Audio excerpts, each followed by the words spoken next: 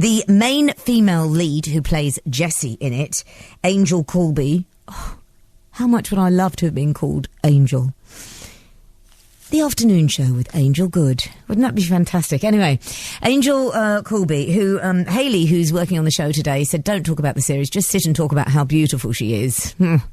Anyway, we might mention how beautiful she is. She's going to be joining me from Dancing on the Edge. It is the new BBC Two drama. It's had fantastic ratings. It seems that everybody in this building has been watching it because they all came gathering in saying, oh, is she really here? Yes, she is. And if you've not heard her sing, have a listen to this.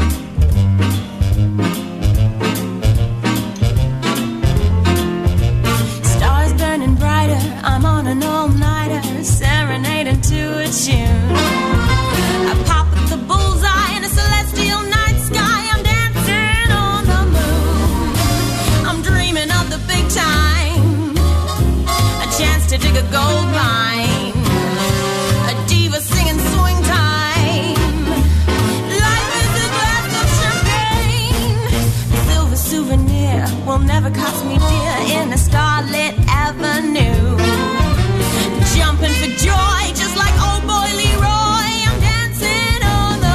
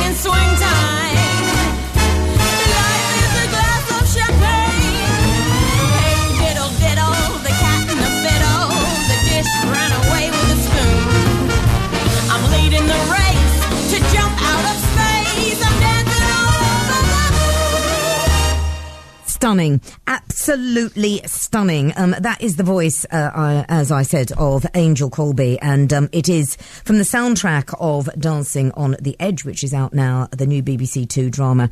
And she plays Jessie, who is the lead singer with the Louis Leicester Band. And this is set just before the Second World War and deals with so many issues. But I'm going to get Angel to talk about this. Welcome. Thank you very much. You are absolutely stunning as well, as everyone said out there. You really are. This is it's almost a whole history lesson without sounding patronising, isn't it, this series? Yes. Because it deals with so many things. I suppose, primarily race and the race issues between the wars. Yes, I mean race and class, I guess. And I think particularly for my character in this role, and something that sort of struck me about the time was the sort of precariousness of their success. So, you know, Jessie's a kind of young working class black woman at this time. I mean, very unlikely that she's kind of going to become anything necessarily. And then she gets this role. I mean, she gets this job in this band and she kind of becomes a huge success. But she knows that that's very precarious and that there is no real guarantee that she's going to that can maintain that kind of place, I guess. And are the band all white or the band black? No, the band are black as well. Okay, yeah. so and their success is determined by their race, I suppose. Is that right? I guess so. I guess, well, in this particular series, their success is determined by the people they're sort of surrounded by. Yes. And particularly the royal family, the kind of aristocracy. And there's a scene where the Prince of Wales comes to see them play, and once he kind of gives his endorsement, Isn't it interesting? License for everybody. It's obviously So a bit different now. You know, Yeah. it's not the same thing anymore. But that was kind of a huge accolade to have. And once you had his backing, then you could become huge. And it's based in London, isn't it? And yes. And the clubs that you perform in are London-based clubs. Is that right? Yeah. In fact, we actually filmed some of the stuff in Wilton's Music Hall, which is still standing. It's an amazing building. Do you know, we try and do as much as we can done to help that building, because it is hanging literally, financially and physically by a thread. It really is. It's kind of almost crumbling. But when we were in there, they were doing some work on it and stuff and trying to keep it going. But it's a wonderful, so many old buildings that are around London. Can you imagine, Angel, any American who they must think we're just crazy that we are letting that happen. Yeah. You know, and I go on and on about the amount that went into the Olympics, and yet we have a music hall like that is just decaying, and they can't get the money to keep it going. I know, it's such a shame. It's kind of when you go into old buildings and you see people have kind of revamped them and changed them, and I always kind of can't quite understand why anyone want to do that, but absolutely, each to their own. So I would love to know the logistics of filming something like this, because first of all, it's wonderful, and the BBC, no one does it better than period stuff with the BBC. They are just fantastic. Your costumes, do you have a say in that at all? Because you have show costumes and day costumes, don't you? Yeah, so I got to try on lots of different outfits, but they were kind of collected by the costume designer, and then you kind of get a say in which ones you think really work with you and which ones don't. But they were all hired original costumes. There was lots of sort of fussing over them, particularly with my sort of sequin dresses, which were sort of shedding sequins constantly, and I had costume people around me sewing them back on between every song. Number, and the band, are they actors that can perform, or are they actors and the soundtrack is put in later? They were all musicians, so they weren't actors. They'd never done anything like that before. I think they were all kind of a bit surprised by the process. That they were kind of miming, you know. So what happened was we went into the studio with the composer and the arranger and a band, and recorded all the songs, and then when you came to film them, they would play back the songs and then you would sing along. Is that not really frustrating? Because do you have an earpiece, or are they playing it on a speaker? No, they just play it on a little speaker. Just so there's no earpiece or anything. But I mean, I would tend to sing along as opposed to mime, because I think it just looks better. You know, your throat does different things when you sing. And it just felt better for me to be singing along. But it was it was a help as well, having that there, that kind of crutch, you know, so you weren't literally just singing live. So I haven't done a huge amount of that. It was kind of the first time I've done it. Why haven't you done it? Because, I mean, you've got a fantastic CV, but are you an actress who can sing, or a singer who acts? I'm an actress that can sing. Yeah. I just think, gosh, I so envy someone like you that can just turn off on a voice like that, because that you could be out gigging all the time. You could be in Ronnie Scott's, you know, every weekend. No, because you have a great jazz voice. Oh, thank you very much. Was that a surprise to you? Or? Well, I've always been able to sing, and at school I did musicals at school and stuff like that. But and then I went to drama school, and I got to drama school, and everybody could sing. You know, all the people in my year could sing, and I just thought, well, actors can sing. There's nothing. I'm not going to go around shouting about the fact that I've got a voice. So I never really did any singing particularly, and then this came along. I've always really liked that age of, you know, the kind of jazz and Ella Fitzgerald and Billie Holiday and people like that, and all the era. I've just been very kind of charmed by that. I was era. just, before you came in, I was saying a friend of mine, well, she's part of my family actually, I don't know, you know, an actress called Cush Jumbo, and she played Josephine Baker. She did a one-woman show of Josephine Baker that was stuck in a room upstairs in a pub. Would you believe it? And you know, she has your talent really. She can act, but she can also sing like an angel.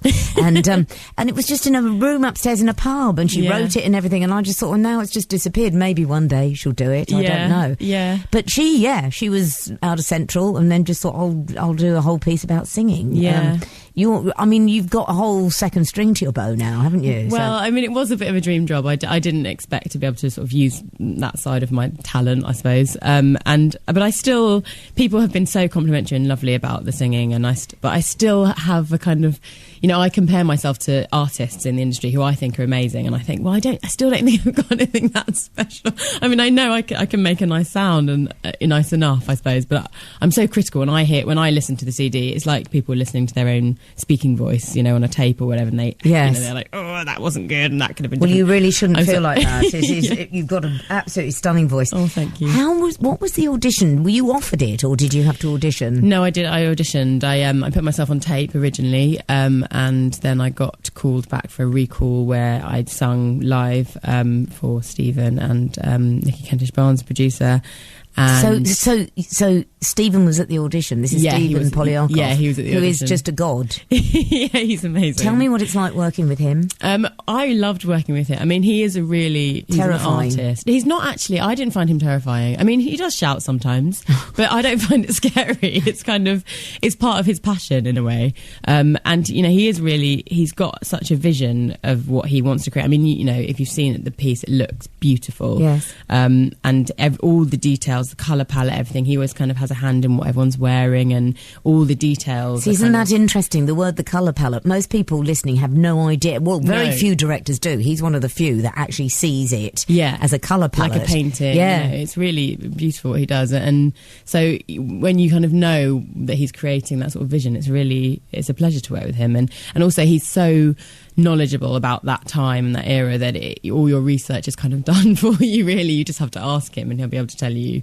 he's kind of a fount of knowledge about And when you auditioned, did you know you'd got it, or did they make you come back and then do another? When I actually went into the audition, I got a sense. I mean, I wasn't told then, but I then went to meet the composer, Adrian Johnson, and the arranger, just to sort of do a little sort of piano singing with them, and they seemed to get very excited. So then I sort of knew that I got it. But then I didn't get told till, the next day or something. And then your life changed. Seriously, your life changed. Isn't it crazy that can still happen in this day and age? Yeah. You get a top series and that's it, you know? Yeah. Every trip to, your corner shop will be different from then on. It's amazing. It happens like that, doesn't it? It does. I'm very interested in the whole race thing, because in one episode, and you've finished filming now, but the episodes are still going out, so we're not going to say anything about your character. Yeah. So there's no spoiler coming out.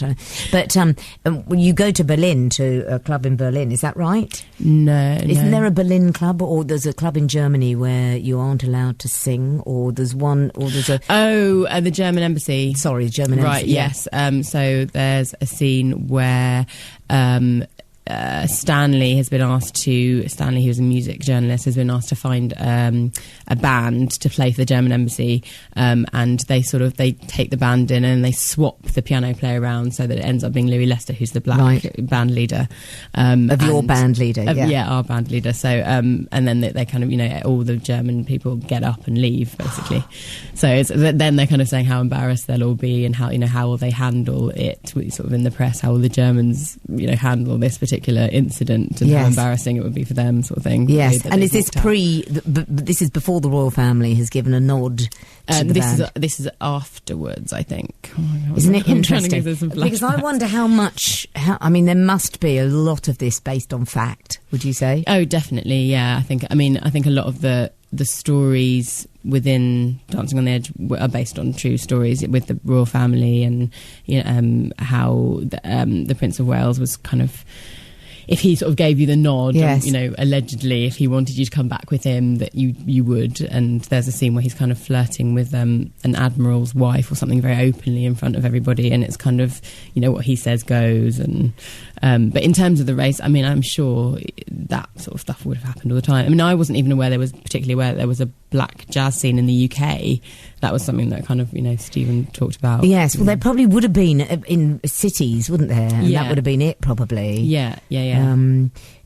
I'm just thinking, there's a fantastic picture. Have you seen that picture of Harlem, which is quite familiar, of all the jazz players in Harlem in exactly the same period, where they're all on the steps of they're all black, and they're all on the steps of about 4 houses in Harlem, around about the same time, just hundreds of them, and so different to London, where, as you say, there would have been just a couple of jazz bands, probably. But that whole thing about royals nodding, and creating, I mean, even, to bring it right up to date, Diana, whatever she loved became successful, didn't it? Yeah. Duran was it that she sort of nodded at, and they became massive because the royals had given them a tick. Right, I think maybe margin. It isn't quite so different. Yeah, no, probably isn't actually. Yeah.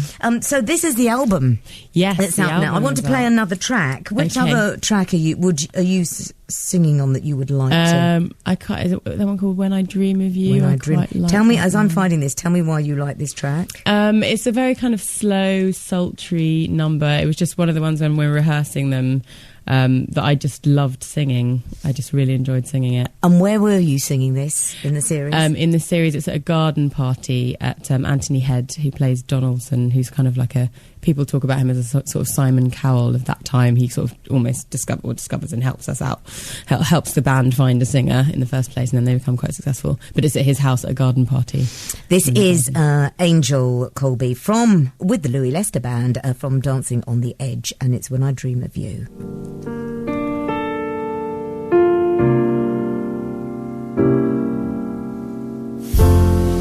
When I dream of you, dream the whole night through, I awake and softly whisper, I'm quite in love with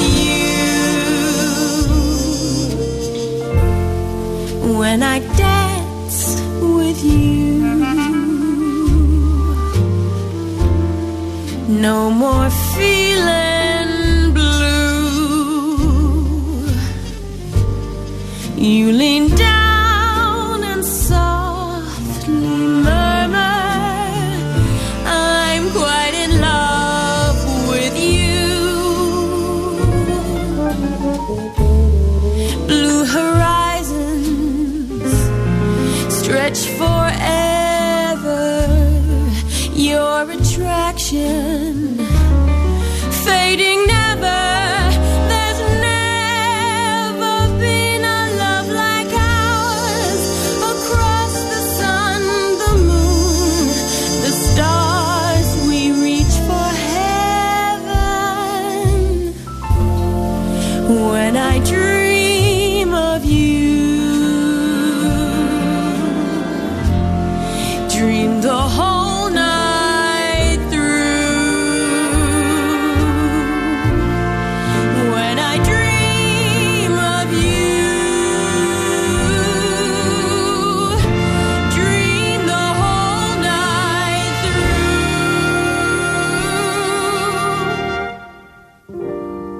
through. When I dream of you.